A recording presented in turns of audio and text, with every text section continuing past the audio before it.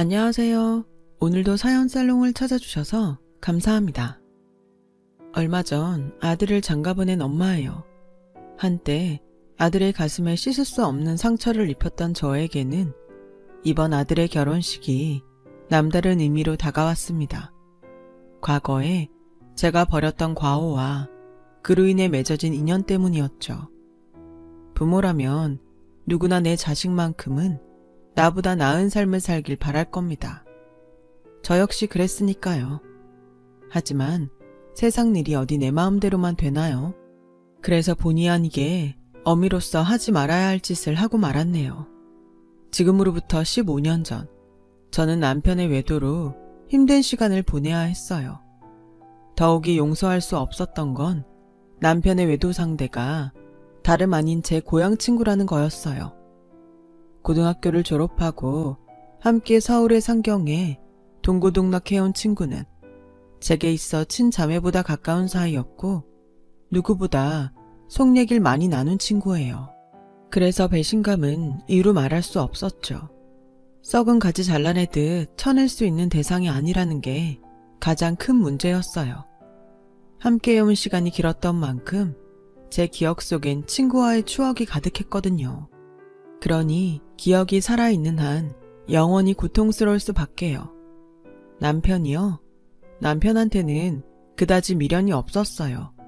신혼 초부터 여자 문제로 말썽을 피워온 인간인지라 애저녁에 마음에서 지웠거든요. 그럼에도 부부의 연을 끊지 못했던 건 하나뿐인 아들 때문이었어요. 내 아들이 부모의 이혼 때문에 남들한테 손가락질 받게 하고 싶지 않았거든요. 그런데 그 마지막 신념마저 무너지게 한 사건이 벌어진 거예요. 바로 제 아들의 한마디 때문이었죠. 제발 내 탓 좀 하지 마. 지긋지긋해. 나 때문에 참고 산다고? 웃기시네. 엄만 그저 혼자 살 용기가 없었던 거야. 그러니까 내 핑계 좀 대지 말라고.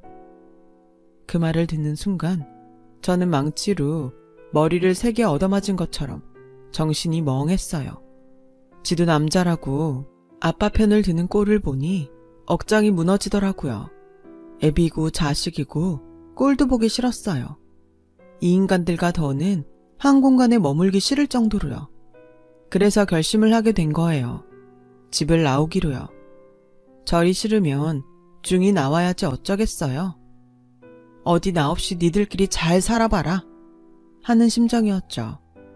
홧김에 짐을 싸들고 집을 나오긴 했는데 막상 나와보니 갈 곳이 없더라고요. 당연하죠. 지금껏 집안 살림만 하고 살아온 제가 갈 곳이 어딨겠어요. 제일 친한 동물하고 하나 있는 건 철천지 원수가 돼버린 마당이 말이에요. 그렇다고 친정으로도 갈 수 없었어요. 이날 이때까지 효도도 한번 못하고 그렇게 산 주제에 40줄에 들어 남편과 자식 버리고 집 나왔다는 말을 어떻게 해요. 앓느니 죽지. 막막한 심정에 정처 없이 길을 걸으며 한참을 울었어요. 살면서 남의 가슴에 못 박은 적도 없고 남보다 더 갖겠다고 악다구니를 써본 적도 없는데 왜 나한테 이런 시련이 닥친 건지 억장이 무너지더군요. 그렇게 몇 시간을 걸었나 몰라요. 날은 저물고 갈 곳 없는 발걸음은 제 가방보다 더 무거웠어요. 그래, 몸내일 곳이나 찾자 했는데 맙소사, 여관비가 3만 원이나 하지 뭐예요? 그땐 제가 세상 물정도 모르던 때라 여관비 3만 원이 크게 느껴졌어요. 그래서 입술만 달싹이고 있었는데 여관 주인은 방 달라는 말도 않고 서 있는 제가 한심해 보였는지 한숨을 쉬며 손가락으로 길 건너 찜질방을 가리키더군요. 정 안 내키면 여기서 이러지 말고 길 건너 찜질방에나 가봐요. 거긴 7,000원이면 될 거요. 참, 3만 원도 손 떨려 못 쓰는 인사가 무슨 주변머니로 집은 나왔나 몰라? 비꼬는 듯한 여관 주인의 말투에 그동안 억누르고 살았던 분노가 순식간에 터져나왔어요. 아줌마가 뭘 한다고 그래요? 내가 집을 나오든 말든 아줌마가 무슨 상관이냐고요. 3만 원이요? 그깟 돈이라면 나도 있어요. 그러니까 함부로 말하지 마세요. 이젠 상전처럼 받들고 살 남편도 없고 내 등골 빼먹고 살 아들도 없으니까 그깟 돈 좀 쓴다고 무슨 대수겠어요? 나도 이젠 나한테 돈 써가며 살 거라고요. 그러니까 무시하지 말아요. 서슬퍼런 제 말에 여관 주인은 더 이상 아무 말도 하지 않았어요. 그리고는 안 됐다는 듯 쳐다보더라고요. 그 눈빛에 더 화가 났어요. 나를 동정하는 듯한 눈빛에 자존심이 상했거든요. 서글펐어요. 내가 뭘 잘못했다고 처음 본 사람한테 이런 동정을 받아야 하나 싶었거든요. 친구 부인이랑 바람난 남편놈이나 친구 남편이랑 노란한 친구년이나 그런데도 지 아빠 편을 드는 아들이나 다 꼴보기 싫었어요. 그런데 그보다 더 싫은 건 바로 저였죠. 이런 와중에도 돈 3만 원에 벌벌 떠는 제 자신 말이에요. 그래서 분풀이하듯 소리쳤어요. 여기 3만 원 있어요. 방 주세요. 씩씩거리며 지갑에서 10,000원짜리 3장을 꺼내 내밀었더니 아주머니가 애처로운 눈으로 저를 보더라고요. 그리고는 방 열쇠를 내주었어요. 그렇게 저는 싸구려 여관방에서 무려 열흘이나 보내게 되었어요. 그러던 어느 날이었죠. 여관 주인이 제 방으로 찾아왔더라고요. 무슨 사정이 있는지는 내 모르겠지만 어지간하면 집에 들어가요. 남편이랑 자식도 있을 텐데 언제까지 여관방에서 이러고 있을 거야. 나야 돈 벌고 좋지만 그래도 이건 아니지. 그러니 그만 집에 들어가요. 네? 이것도 인연이라고 그간 정이 든 여관 주인은 제 걱정을 해주었어요. 그 마음 때문인지 아니면 그동안 받아본 적 없는 위로 때문인지 저는 제 상황을 털어놓게 되었죠. 그러자 주인 여자는 자기 일처럼 광분하더니 며칠 뒤 제게 일자리를 알선해 주었어요. 그깟 논팽이 있고 자기 힘으로 벌어서 신나게 쓰고 살라고요. 여자는 자기 몸 건사할 돈만 있으면 혼자 사는 게 이득이야. 미쳤어? 바람난 남편에 싹퉁머리 없는 아들 뒤치다꺼리하며 살게. 일단은 먹고 잘 곳이 필요하니까 입주 가능한 곳으로 들어가는 게 좋을 거야. 그동안 살림만 하고 살았으니 남의 집 살림도 할 수 있을 거 아냐. 여관주인 소개로 간 곳은 중소기업을 운영하는 사장님 집이었어요. 그곳에서 저는 입주 가정부로 일하게 되었는데 주인집 내외가 인품도 좋고 일도 힘들지 않아서 지낼만 하더라고요. 그 집에서 한 3년 정도 일했을까요? 어느 날 집으로 남편이 찾아왔더군요. 여보, 내가 죽을 죄를 지었어. 그러니 이제 그만 화 풀고 집에 갑시다. 내가 용서해달라는 말은 안 할게. 하지만 우리 영민이 생각은 해야지. 그게 요즘 통 마음을 못 잡고 살아. 흥신소를 통해 제가 있는 곳을 알게 된 남편은 울먹이며 제게 사과를 하더군요. 하지만 이미 마음에서 멀어진 남편의 사과는 그리 제 마음에 닿지 않았어요. 하지만 내 배로 낳은 자식놈은 못내 사무치도록 그립더군요. 그래서 아들놈 근황을 물었더니 글쎄, 당신 나가고 마음을 못 잡더니 얼마 전엔 누구랑 싸웠나 얼굴이 엉망이 돼서 왔지 뭐야. 게다가 눈을 심하게 다쳐서 하마터면 실명할 뻔했다고.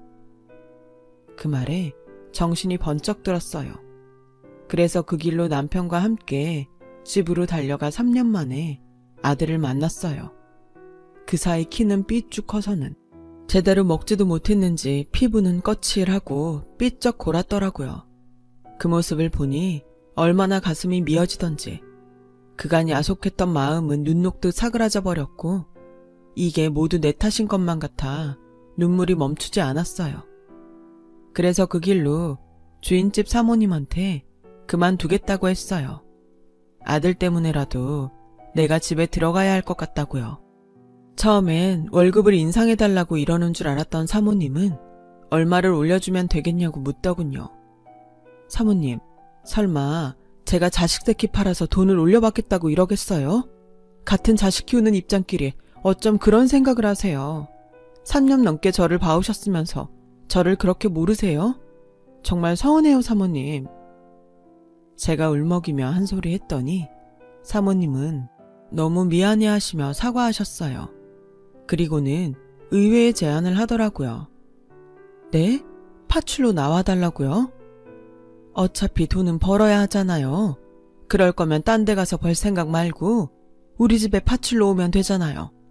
우리 유경이도 아주머니한테 정이 너무 많이 들었고 바깥 양반도 아주머니 음식이 입에 맞다고 좋아하거든요. 어때요? 생각 있어요? 따지고 보면 나쁜 조건은 아니었어요. 이렇다 할 기술도 없는 제가 어디서 그런 큰 돈을 벌 수 있겠어요. 그래서 하겠다고 했어요. 그렇게 저는 집에 돌아와 살면서 입주가정부로 살던 집에 파출로 나가게 되었어요. 3년 만에 집에 들어간 저는 나 때문에 아들 녀석이 다친 것만 같아 아들을 볼 때마다 죄책감에 시달렸어요. 혹여 우리 애가 삐뚤어지기라도 한다면 그건 모두 내 탓이라고 생각했죠. 다행히 그 후로 아들은 예전의 모습으로 돌아가 착실히 학교 생활을 해 나갔어요. 그게 어찌나 고맙던지 몰라요. 그 후 아들은 그동안 떨어졌던 성적을 만회하느라 누구보다 열심히 공부를 했어요. 그리고 그 노력은 결코 헛되지 않았죠. 서울에 있는 4년대 대학에 장학금을 받고 들어갔거든요. 없는 살림에도 열심히 해준 아들이 자랑스러운 나머지 눈물이 다 나더군요. 아들 때문에 집으로 돌아오긴 했지만 남편과는 여전히 냉랭한 사이였어요. 물론 남편은 저와 잘 지내보려고 무진장 노력을 하긴 했지만 제가 완강히 거부하자 곧 제 풀에 꺾이더군요. 그러거나 말거나였죠. 이런 내막을 모르는 시집 식구들은 제가 남편 할 길을 우습게 한다며 불만이 이만저만이 아니었어요. 특히 시어머니가요. 넌 뭐가 그렇게 잘나서 네 남편을 그렇게 쥐잡듯 잡고 사니? 니네 친정부모가 그러라고 가르치디? 아무리 보고 배운 게 없어도 그렇지 어디 시부모 앞에서까지 남편한테 그따위로 굴어. 네가 소박을 당해봐야 정신을 차리겠니? 소박이요? 그러고 싶으시면 그러세요. 근데요 어머님, 지금 저한테 가정교육 운운하실 때가 아닌 것 같은데요? 예전에 아버님이 동네 다방 레지랑 유원지 놀러갔을 때 어머님이 아버님께 어떻게 하셨어요? 똥바가지 퍼부었던 거 기억 안 나세요? 전요, 그보다 더한 상황을 당했지만 그래도 그런 짓은 안 했어요. 제가 가정교육을 잘 받아서 어머님 아들이 무사한 줄이나 아시라고요. 어디 붙어먹을 게 없어서 자기 아내 친구랑 그러고 다닌대요. 제가 그 일을 생각하면 저 인간 똥물에 튀겨 죽여도 시원찮아요. 되지도 않는 시어머니 노릇하려다가 오히려 똥바가지를 뒤집어 쓴 격이 된 시어머니는 그 후로 제게 남편 문제로 타박은 하지 않았어요. 다른 문제로는 좀 했지만요. 하지만 전 그때마다 당신 아들 바람핀 얘기로 어머님 입을 틀어막곤 했어요. 결국 어머님은 당신 아들 잘못 탓에 돌아가시는 날까지 며느리 입을 가장 무서워하셨어요. 제 입장에선 이런 걸 전화위복이라고 해도 될런지 모르겠네요. 남편 또한 지은 죄가 있어서 제 앞에선 큰 소리 한번 못 내고 살았어요. 그렇게 과거와 싸워가는 사이 15년의 세월이 흘렀고 아들 녀석이 결혼하고 싶은 사람이 생겼다며 집으로 여자를 데려오겠다고 하더라고요. 평소에 내 며느리한테는 절대 시집살이 안 시키겠다 마음 먹었던 저는 약속 당일 아침부터 솜씨를 부려가며 음식 준비를 했어요. 다른 건 다 필요 없고 지들끼리 싸우지 않고 금슬 좋게 살면 그 이상 바랄 게 없겠다 생각하면서요. 하지만 며느리감 얼굴을 본 순간 생각이 달라지더라고요. 너 유경이 아니니? 글쎄, 아들 녀석이 데려온 여자가 바로 제가 입주 가정부로 일했던 사장님 댁 고명딸이지 뭐예요. 안 그래도 며느리한테 남의 집살이 한 걸 들킬까봐 노심초사했던 저는 완전 망연자실했지 뭡니까. 그래, 따로 아들을 불러 말했어요. 너 이 결혼 절대 안 된다. 내가 다른 거 안 바란다. 쟤 유경이만 아니면 돼. 쟨 절대 안 돼. 하고 많은 여자 중에 왜 하필 쟤니? 너 엄마가 며느리 앞에서 고개 숙이고 살길 바라는 거야? 그런 거 아니라면 당장 헤어져. 왜 대답 못해? 엄마 말 안 들을 거야? 엄마, 혹시 유경이네서 가정부 했던 것 때문에 그러는 거야? 그런 거라면 걱정하지 마. 유경인 그런 일로 엄마 힘들게 할 애 아니니까. 겪어봤으니 엄마가 더 잘할 거 아냐. 주인집 딸이 하도 착하고 예뻐서 며느리 삼고 싶었다며. 그래놓고 이제 와서 왜 이래? 그건 말이 그렇다는 거지 이놈아. 내가 빤스까지 빨아입히던 애를 어떻게 며느리로 들여. 그래서야 어디 며느리 앞에서 시어머니 위신이 서겠냐고. 너 그렇게 유경이랑 결혼하고 싶으면 이 엄마 죽은 다음에나 해라 이놈아. 저는 버럭 화를 냈어요. 그 바람에 밖에서 이 소리를 들은 유경이가 베란다로 달려 나왔더라고요. 그리고는 제 손을 붙잡고는 제발 자기 좀 받아달라고 애원했어요. 그 모습이 어찌나 애처롭던지 마음이 짠하더라고요. 이 착하고 여린 것이 닭똥 같은 눈물을 뚝뚝 흘리며 사정하는데 어찌나 마음이 짠하고 안타깝던지 힘들더라고요. 하지만 제 입장에선 그런다고 순순히 받아줄 일이 아니었어요. 설사 제가 받아준다 쳐요. 사장님 댁에서 이혼사를 허락하겠어요? 어린 반푼도 없는 얘기죠. 내 아들 가슴에 대못이 박힐 게 불보듯 뻔한데 어떻게 허락을 해요? 유경이한테 미안하지만 일찌감치 제 손에서 끝내는 게 낫죠. 그래서 울고불고 하는 유경이를 끝내 집 밖으로 내몰았어요. 그날 밤 유경이를 집에 데려다주고 온 아들은 제게 많이 서운한지 퉁명스러운 표정으로 그러더군요. 꼭 그렇게까지 해야 했어요? 유경인 엄마가 자기 집에서 일했다고 함부로 할 사람 아니에요. 알고 있어. 내가 나 창피하다고 이러는 줄 아니? 너 때문이야 이거사. 네가 내 아들인 거 알면 그 집에서 이 결혼 하자고 하겠니? 내 자식 가슴에 대못 박힐 게 뻔한데 내가 어떻게 가만히 있어. 차라리 내가 반대해서 못하는 걸로 하는 게 낫지. 그러니까 고집 그만 피워. 네가 뭐래도 이 결혼 절대 안 되는 거니까. 더 이상은 너 상처밖에 안 해. 지금도 너 놓고 혼자 집 나갔던 게 얼마나 가슴에 사무치는지 알아? 네 눈가에 난 그 상처를 볼 때마다 내가 가슴을 친다. 나 때문에 네가 그렇게 된 것 같아서. 다시는 너한테 그런 상처 주기 싫다. 하물며 남이 그러는 건 더 못 봐. 그제야 아들은 시무룩한 표정으로 말없이 자리를 떴어요. 그렇게 스스로 마음을 정리하나 보다 했는데 그게 아니었던 모양이에요. 안싸돈이 전화를 했더라고요. 만나서 얘기 좀 하자고요. 저는 애들 문제라면 그럴 거 없다고 말씀드렸어요. 이쪽에서도 반대하고 있으니 지들이 제 풀에 꺾여 조만간 그만두지 않겠냐고요. 그랬더니 재혁이 어머니, 저는 그 얘기를 하려고 만나 뵙자고 하는 게 아니에요.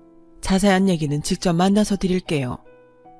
그렇게 해서 양가 내외는 서울 모처에서 만나게 되었어요. 남편이 어차피 결혼을 시킬 것도 아니라면 굳이 만날 이유가 있겠냐고 반대를 했지만 그래도 말은 들어봐야 할 것 같아서 남편을 데리고 약속 장소로 나갔어요.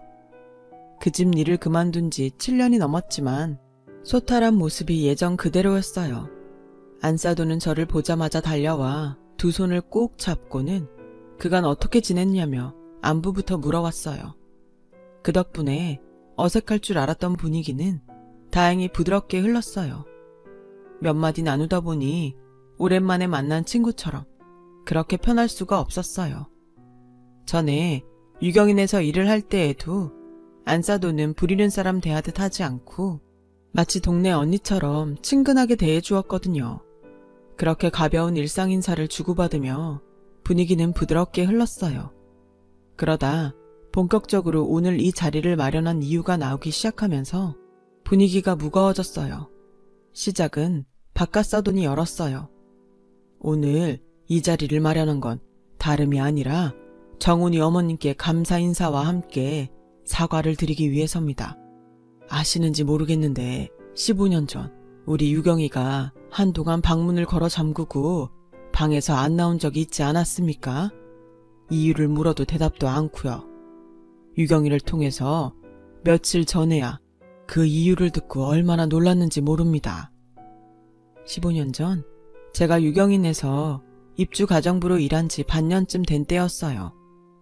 유경이가 독서실을 간다고 나간 지 얼마 안 돼서 다시 집으로 돌아온 적이 있어요.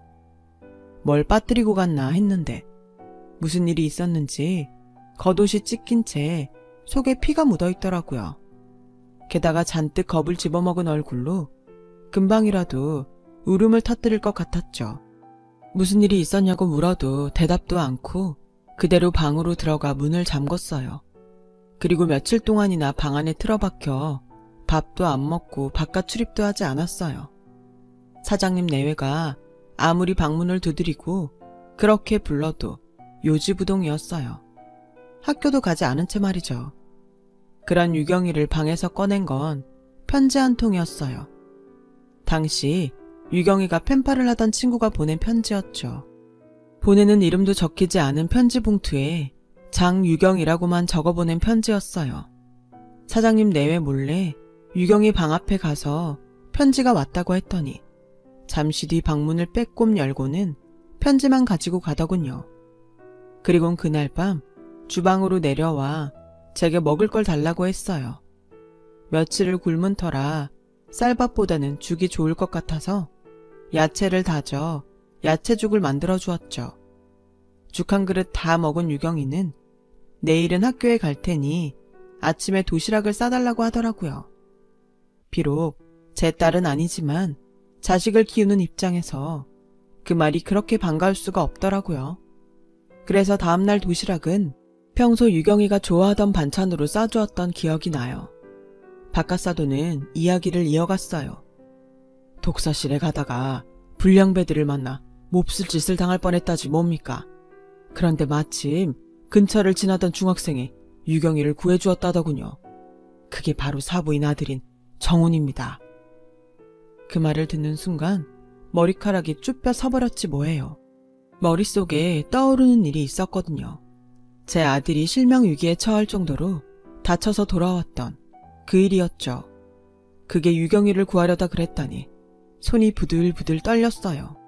왜 안 그렇겠어요? 아무리 좋은 일을 하다 그런 거라지만 하마터면 내 자식이 눈이 멀 뻔했는데요. 생각이 거기까지 미치고 보니 이 결혼은 절대로 안 되겠다는 생각이 들었어요. 그때였죠. 안싸돈이 제 손을 덥석 잡더니 다짜고짜 사돈이라고 부르지 뭐예요. 사돈, 우리가 이런 인연으로 다시 만날 줄 누가 알았겠어요? 우리가 인연은 인연이었나 봐요. 뭐라고요? 인연이요? 누가 그래요? 사모님한테는 제 아들이 자기 딸을 구해준 은인인지 모르겠지만 저한테 유경이는 내 아들을 병신 만들 뻔한 악연으로밖에는 안 보이네요. 사모님한테 유경이가 귀한 것처럼 저한텐 제 새끼가 중하니까요. 그리고요, 저는 이 결혼 결사 반대입니다. 내 눈에 흙이 들어가기 전에는 애들 결혼 절대 안 시킨다고요. 너무 화가 나서 온몸에 열이 확 오르는 기분이었어요. 그런데 그때 바깥사돈이 제 앞에 무릎을 꿇지 뭐예요. 그러자 안사돈도 얼른 무릎을 꿇었어요. 정훈이 어머님, 용서해 주십시오. 부모 마음은 다 같은 건데 저희가 생각이 짧았습니다. 내 자식이 귀하면 남의 자식도 귀한 법인데 정훈이 어머님 마음을 헤아리지 못했어요. 늦었지만 진심으로 사과드립니다. 막상 이렇게까지 과한 사과를 받고 보니 내가 더 못된 시어머니처럼 보이는 것 같아서 기분이 좋지만은 않았어요. 그래서 불편한 마음에 사부인을 억지로 일으켜 세웠어요. 제발 이러지 마세요. 이러시면 제가 뭐가 됩니까? 울고 싶은 사람 뺨치는 것도 아니고. 이러셔도 전 이 결혼 허락 못해요. 그러니까 그렇게 아세요.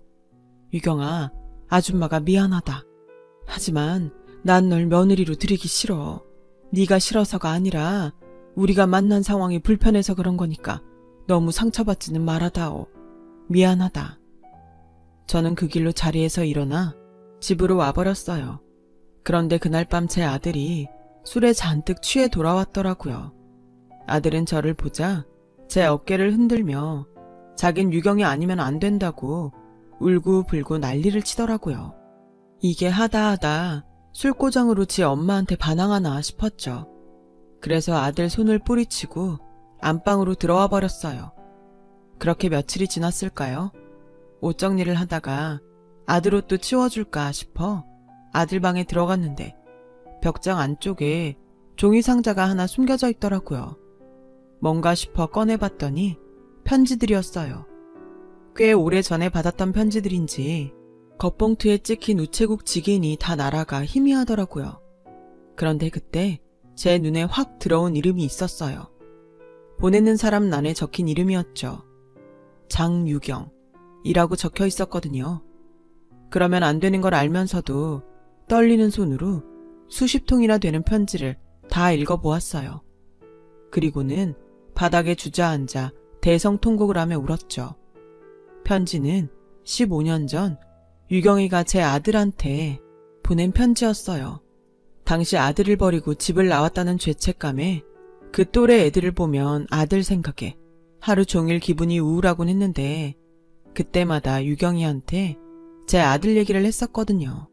그 얘기를 귀에 담아들었던 유경이는 저를 통해 들었던 제 아들 학교와 반을 기억해 편지를 보냈던 모양이에요. 편지 내용은 하나같이 아들을 그리워하는 제 마음이 옮겨져 있었어요. 제가 유경이 도시락을 싸며 우리 아들이 제일 좋아하는 반찬이라고 했던 것, 같이 장을 보러 마트에 갔다가 남학생 옷을 보고는 아들 생각에 한참을 그 앞에 머물러 있었던 일과 문득 떠오르는 아들 생각에 눈시울 붉히던 제 모습들이 마치 영화 속 한 장면들처럼 가득 담겨 있었어요. 그리고 가장 마지막 편지에는 유경이가 제 집으로 제 아들을 초대하는 글이 담겨 있더군요. 엄마한테 마음속으로만 미안해하지 말고 행동으로 보이라면서 집 주소를 적어 보냈더라고요. 그러니까 그날 아들이 그 동네를 찾은 건 유경이 때문이 아니라 나한테 사과하기 위해서였다는 거예요. 결국 내 아들을 위험에 빠뜨린 건 바로 저였어요. 유경이는 제 아들을 위험에 빠뜨리지 않았고 오히려 나와 아들을 화해시켜준 장본인이었던 거죠. 유경이가 아니었다면 제 아들은 제 마음을 알지 못했을 거고 그랬다면 지금까지도 자기를 버린 엄마를 미워하며 살았겠죠. 아들이 공부를 열심히 하게 된 것도 유경이랑 같은 대학에 들어가기 위해서 그랬던 거였어요. 이 사실을 안 이상 그냥 넘어갈 수는 없었어요. 그래서 유경이를 불렀죠. 그리곤 오래전 일에 대한 감사와 함께 최근에 제가 가슴 아프게 했던 것들에 대해 사과를 했어요. 이렇게 예쁜 마음을 가진 아이를 몰라본 멍청한 아줌마를 용서해달라고 말이죠. 유경이는 그런 말씀 마시라며 오히려 제 눈물을 닦아주더라고요. 그렇게 우리는 15년에 걸쳐 맺어진 인연으로 고부 사이가 되었어요. 그리고 지금은 세상에서 가장 사이가 좋은 고부를 살고 있답니다. 친구와 남편 때문에 세상의 배신감도 느끼고 그렇게 어느 정도 살아내다 보니 알 만큼은 안다고 생각했는데 사람 인연이라는 것이 이렇게 사람을 치유하고 반성하게 만들 줄은 몰랐습니다. 우리 아들과 며느리한테 항상 고맙고 미안한 마음으로 살아가고 있어요. 여러분의 가정에도 건강과 복이 가득하길 바라며 좋은 인연들과 행복한 가정 이루시길 바랍니다. 제 사연을 마치겠습니다. 여러분, 사연 댓글에 응원과 현명한 조언 부탁드려요. 좋아요와 구독은 저에게 큰 힘이 됩니다. 오늘도 좋은 일 가득하세요.